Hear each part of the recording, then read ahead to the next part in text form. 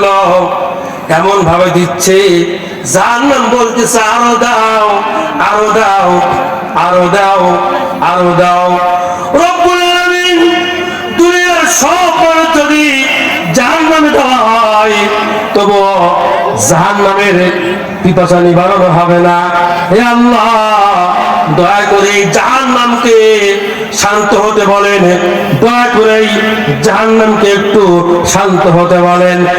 আল্লাহ পাক বলেন, নবী গো, জাহান্নামকে শান্ত হওয়ার জন্য আমি জাহান্নাম বানাই নাই, আমি জাহান্নামকে এই কারণে বানিয়েছি দুনিয়ায় যারা আমার ইবাদত করবে কিন্তু আমার ইবাদতের মধ্যে শিরক ঢুকাবে।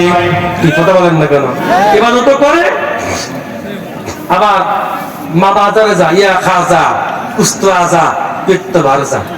কথা বলেন না কেন? ঠিক না ঠিক?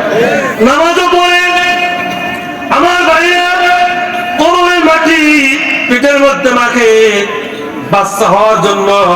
আমার ভাইরা, আমি একজন পীরের সাহেবজাদা হিসাবে আপনাদেরকে অনুরোধ করে বলবো, মাজারে যাবেন, যাবেন না কেন? যাবেন, দোয়া করার জন্য যাবেন, আল্লাহর কাছে দোয়া করবেন। কোন মাজারওয়ালা, কোন পীর, কোন জিন্দা পীর, কোন মুর্দা পীর কেউ কাউকে কিছু দিতে পারে না।